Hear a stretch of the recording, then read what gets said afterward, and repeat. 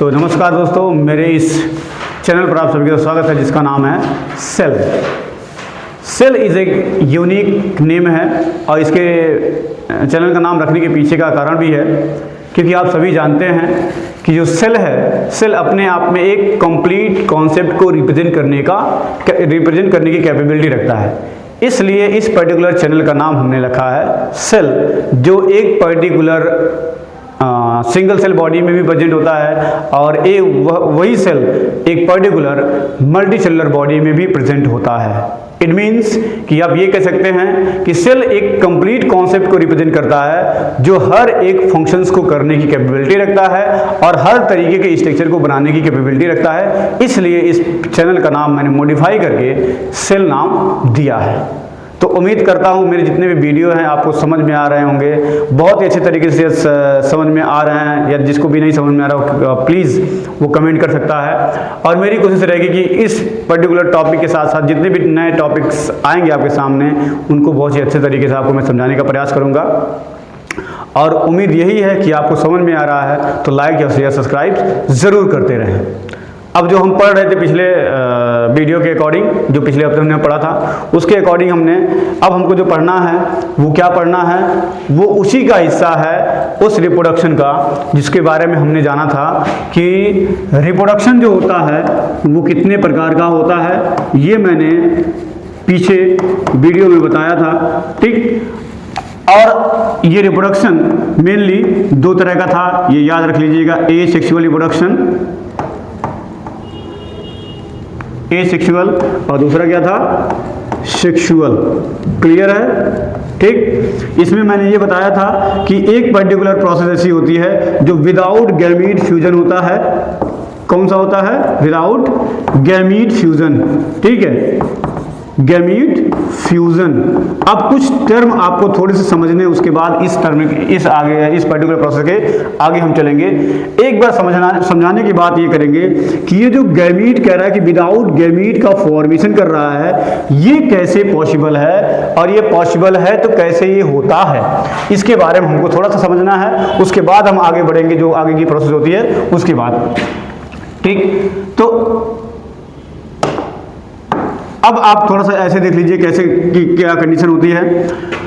अब इस कंडीशन की जब बात आ रही है बार बार, तो एसेक्सुअल रिप्रोडक्शन, सेक्सुअल रिप्रोडक्शन, ठीक। अब इस रिप्रोडक्शन की जब हम बात करते हैं तो ये हमेशा विदाउट की बात करता है। मतलब एक चीज समझिएगा, विदाउट क्या है, ठीक, गैमीट, जिसके बारे में मैंने बताया था कि फ्यूजन होता है। क्या होता है? फ्यूजन होता है। अब आप कहेंगे विदाउट गैमीट क्या है, यही टर्मिनोलॉजी समझनी है, तब आप इस पर्टिकुलर एसेक्सुअल रिप्रोडक्शन को आसानी से समझ सकते हैं। इट मींस कि ये जो प्रोसेस होती है वनली इंडिविजुअल में। कितने होती है? वनली इंडिविजुअल, ठीक है ना। अब ये कहेंगे कि इंडिविजुअल क्या होता है, तो इंडिविजुअल भी ऐसे समझ लीजिए आप कि इंडिविजुअल क्या है। इंडिविजुअल का मतलब होता है एक अकेला कोई भी ऑर्गेनिज्म। क्या होता है? एक अकेला कोई भी ऑर्गेनिज्म, जिसको हम इंडिविजुअल के नाम से जानते हैं, ठीक। अब उसके पास एक कैपेबिलिटी है कि वो अपने आप को रिप्रोड्यूस कर सकता हो, अपनी संख्या को बढ़ा सकता है। वो किसके थ्रू कर सकता है? एसेक्सुअल मेथड के थ्रू कर सकता है, उसके पास एक कैपेबिलिटी है। इसलिए इस पर्टिकुलर प्रोसेस को अकॉर्डिंग जब हम बात करते हैं तो ये हमेशा बात करते हैं कि एक ऐसा एनिमल होगा जो कैसा होगा? अकेला होगा। कैसा होगा? अकेला होगा। अकेला होने की वजह से ये पर्टिकुलर प्रोसेस ही क्या कहलाती है? एसेक्सुअल रिप्रोडक्शन के अकॉर्डिंग आता है। देन ये क्या कहता है? Without gamete fusion. अब इन सबको समझिएगा। विदाउट का मतलब होता है बिना। क्या होता है हिंदी में समझना?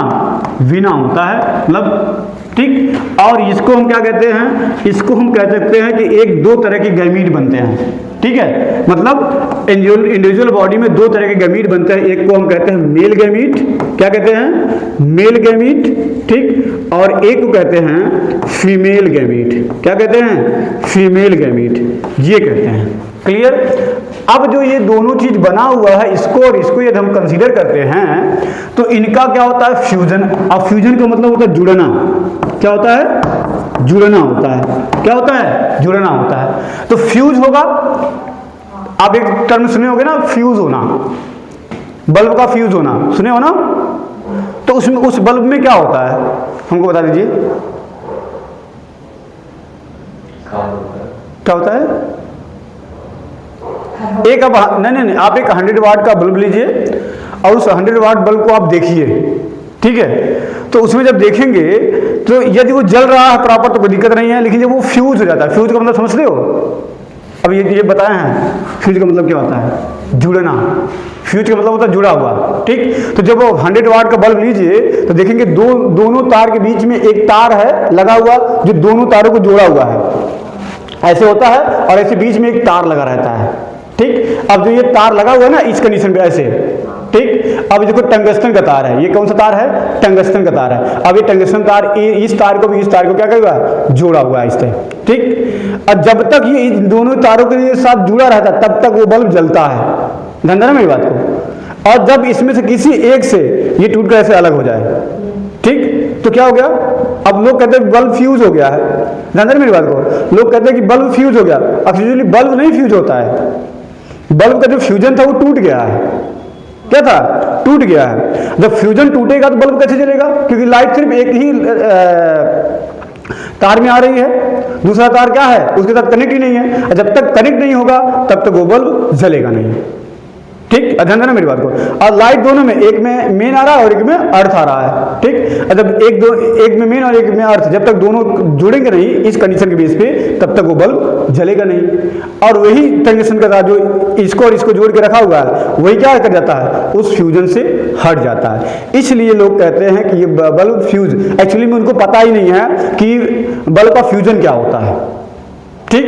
लेकिन वो सिर्फ कहते हैं कि फ्यूज हो गया। अब फ्यूज का मतलब वो कॉन्सेप्ट समझते हैं कि बल्ब जलने लायक नहीं रह गया है, वो इस तरह बोलते हैं। लेकिन एक्चुअली में उनको ये कॉन्सेप्ट पता ही नहीं है कि बल्ब का फ्यूज क्या कहलाता है, ठीक? फ्यूज का मतलब क्या? कि जो उसका फ्यूजन था वो टूट गया है जिसकी वजह से बल्ब जलना बंद कर दिया गया। सेम कंडीशन है यहाँ पे।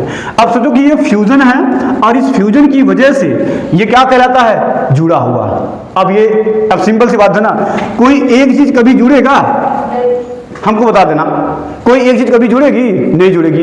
इसका मतलब जुड़ने के लिए उसको प्लस एक और चाहिए, प्लस एक और चाहिए, तभी तो ये बनाएगा ना, तभी तो ये बनाएगा क्या?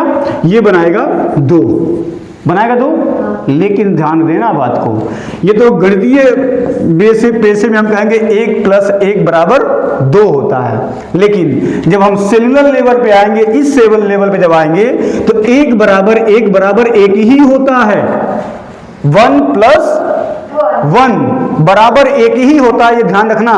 अभी कहेंगे ये कैसे पॉसिबल है भैया? गणित तो लिखा हुआ है, एक ये कह रहा है एक ये कह रहा है, ठीक? और ये जब जुड़ेगा तो रिजल्ट तो आना चाहिए 2, लेकिन फिर ये 1 क्यों आ रहा है, ठीक? यही तो बात इसमें है, क्योंकि यहां जुड़ाव किसका किसका होता है? सेल और सेल का। ध्यान देना मेरी बात को, सेल प्लस सेल का। और ये बनाएगा क्या? सेल ही बनाएगा। क्या बनाएगा? सेल ही बनाएगा। लेकिन कहेंगे यहाँ 2 सेल है तो यहाँ 2 सेल लिखना चाहिए। कितना लिखना चाहिए? 2 सेल लिखना चाहिए। तो 2 सेल कैसे लिखाएगा? हमको इसका जवाब दे दीजिए, ठीक? अब देखो, इस सेल के अंदर और इस सेल के अंदर क्या है, अब इसको समझ लो। इस सेल के अंदर क्या है और इस सेल के अंदर क्या है? इस सेल में है न्यूक्लियस, क्या है? न्यूक्लियस, जो बीच में एकदम ऐसे होता है, ये है। और सेम इसी तरीके से इसमें भी होगा, ऐसे सेम। ध्यान देना मेरी बात को, न्यूक्लियस है। और ये जानते हैं कि न्यूक्लियस, किसी भी सेल के अंदर ये न्यूक्लियस है तो उस सेल की स्टेबिलिटी मैक्सिमम होती है। क्यों स्टेबिलिटी मैक्सिमम होती है? क्योंकि पूरा कंट्रोलर पार्ट किसके पास है? उस पर्टिकुलर सेल के पास है। अब जब सेल और सेल जब फ्यूज करेंगे तो एक्चुअली में क्या होता है? ये है एक सिंगल सेल, ठीक? या किसी एक को पकड़ लो, इसमें से एक पकड़ लो, ये हो गया फीमेल बॉडी का, ठीक? और ये एक हो गया मेल बॉडी का। अब जब ये दोनों एक दूसरे के साथ मिलेंगे तो एक्चुअली में सेल नहीं मिलता है। क्या नहीं मिलता है? सेल नहीं मिलता है, सेल का न्यूक्लियस मिलता है। इनके बीच में फ्यूजन होता है, ठीक? और ये वाला न्यूक्लियस इस वाले फीमेल वाले न्यूक्लियस के साथ क्या करता है? बाइंड करता है। और जब ये बाइंड करता है तो वो सब क्या है? वो सब सिर्फ एक ही सेल के बीच में है, इसलिए यहां पर 2 टाइप के न्यूक्लियस प्रेजेंट होते हैं। क्लियर है? लेकिन सेल कितना है? एक ही सेल है, ये सेल क्या है, इस सेल का कोई मतलब नहीं रह गया। जब उसका न्यूक्लियस उससे निकल गया वो सेल डेड हो जाएगा। क्या हो गया? डेड हो गया, उसका कोई मतलब। लेकिन ये सेल जिंदा है ना, फीमेल बॉडी वाला। और जब फीमेल वाली बॉडी जिंदा है तो उसके साथ इसका न्यूक्लियस फ्यूज हो गया, और जैसे ही फ्यूज हो गया तो वो बनाया एक सिंगल सेल। क्या बना लिया? एक सिंगल सेल बना लिया। अब इसी सिंगल सेल को हम एक ही सेल के नाम से जानेंगे, लेकिन इसके अंदर न्यूक्लियस 2n का हो जाएगा।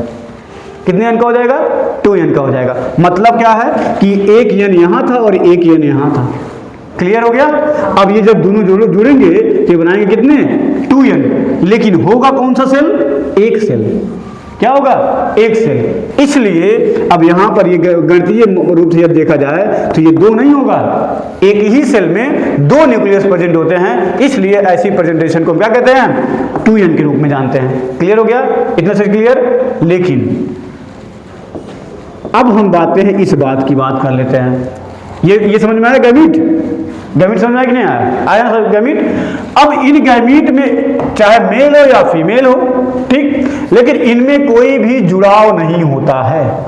क्या नहीं होता है? कोई भी फ्यूजन नहीं होता है। इसलिए इस तरीके के रिप्रोडक्शन को हम क्या कहते हैं? Asexual reproduction. ठीक, क्या कहते हैं? एसेक्सुअल रिप्रोडक्शन के नाम से जानते हैं, क्योंकि सिर्फ एक ही बॉडी के अंदर होता है। किस बॉडी के अंदर होता है? एक ही बॉडी के अंदर होता है। क्लियर? इसका मैंने आपको 5 तरह की बातें बताई थी पिछले वीडियो में, ठीक है, पिछली क्लास में। क्या बताया था? सबसे पहले मैंने आपको बताया था बाइनरी फिजन। याद करो, पहला हिस्सा क्या बताया था? Binary fission. ठीक, दूसरा मैंने बताया था फ्रेगमेंटेशन। ठीक, तीसरा मैंने बताया था क्या? ठीक है, नहीं, पहला क्या था? Binary fission. दूसरा क्या था? दूसरा अमीबा की बात ही नहीं है, अमीबा का बताइए, उसमें एग्जाम्पल में है वो।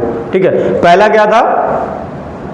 बाइनरी फिजन, जो अमीबा के अंदर होता है। दूसरा था फ्रेगमेंटेशन, जो टुकड़ों में टूटकर अलग करता है। तीसरा क्या था?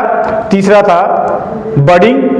ठीक, तीसरा क्या था? बडिंग, जो हाइड्रा के अंदर होता है। ठीक, चौथा था क्या? रीजनरेशन। चौथा था रीजनरेशन, और पांचवा था मल्टीपल फिजन। कितना था? Multiple fission. ये 5 ऐसे मेथड बताए थे हम कि जो किसको रिप्रेजेंट कर रहा था? वो रिप्रेजेंट करता था एसेक्सुअल रिप्रोडक्शन को। जब मैं आपको एसेक्सुअल रिप्रोडक्शन पूरी तरीके से बता चुका था, सिर्फ समझाना क्या था, बताना क्या था हमको कि आपका जो ये पर्टिकुलर विदाउट गैमीट्स है ना, ये आखिर होता कैसे है, यही समझाना था। क्लियर? तो यहां पे मैंने बताया कि ये जुड़ा हुआ था, ये फ्यूज हुआ, और यही फ्यूजन यहां पे नहीं होता है। इसलिए ये हमेशा विदाउट गैमीट फ्यूजन के नाम से प्रोसेस होती है, जिसको हम कहते हैं एसेक्सुअल रिप्रोडक्शन। क्लियर है? कोई डाउट? कोई डाउट है? बताओ। ठीक, इस तरीके से कंडीशन को फॉलो करता है। ठीक, अब हम